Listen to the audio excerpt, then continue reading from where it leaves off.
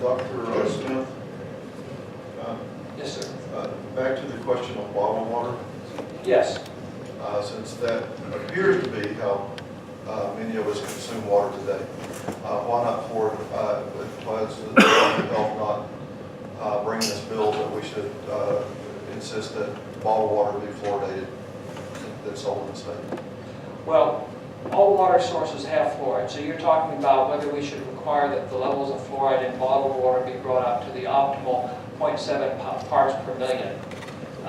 Yes, if we're going to, because I'm assuming the water that we're fluoridating in these water systems had fluoride in it also. Right. Most people still get much or most of their drinking water from tap water, especially low-income children. So if we could just hang on to that, that would be a good starting point. I certainly would not have any opposition if someone were to bring forward a bill talking about optimizing the level of fluoride in other drinking sources. But today, I'd really just like to hold on to the gains that we've made, because that's going to have the biggest impact on children, especially low-income children. The studies that you mentioned, are those recent studies? No. So has anyone done studies since so many folks are drinking bottled water? You're asking if there are...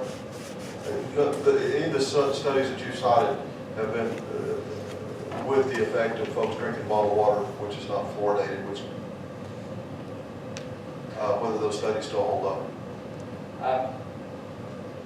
I'm curious. Yeah, I'm not. I'd have to go and look at the most recent studies. Again, we've had a lot of experience with this, so the science has been pretty well settled.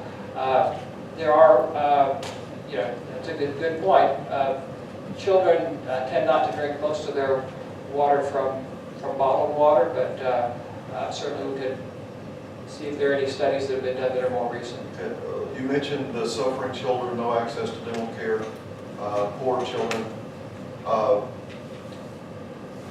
Aren't a lot of those in rural areas? Well, you could characterize much of Arkansas as rural areas. Depends on how you define that, yes. Okay, well, not lots of rural areas that don't have access to a water system that are on well water. Actually, most of Arkansas, currently over 80% of Arkansans have access to fluoridated water systems. We do have some rural communities that are on well water, but we have a lot of our state, despite being a rural state, receives their water from water systems. Good to know. I say I'm in that 20%. They probably won't see it in our lifetime. Would love to see the Department of Health get involved in that. Is there any way, with the benefits of this, for me to fluoridate my well water? Fluoridating well water is a little bit complicated because you're talking about smaller concentrations. There are ways that you or your children or grandchildren could get supplemental fluoride, and that's either through fluoride varnish or other ways. There are ways that we can address that for children who don't have access to fluoridated water. The problem is that many children living in poverty don't have access to those. Okay, and I've got one more question with maybe a follow-up before I go to Senator Collins Smith, but you mentioned vocal minorities in elections. As far as I know, you can be as loud as you want to be. You only get one vote. And that being said, I know in October I expected that, and I think most people in this room expected that we would have President Clinton right now. So how loud you are, or what the impression that people think is not the same as voting. I accept that as being true.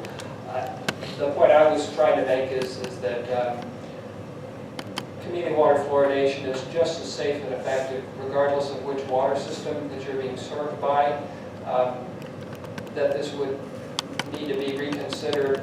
The science of it isn't different from community to community, and how those votes turn out generally aren't based on the merits of the scientific case or the public health benefits.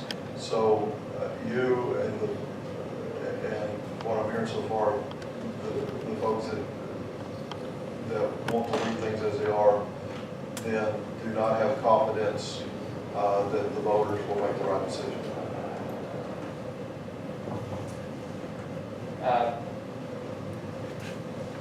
I'm not sure that I would say that as a blanket statement. What I'm saying is that sorting through the science on this is challenging even for people who are very well informed.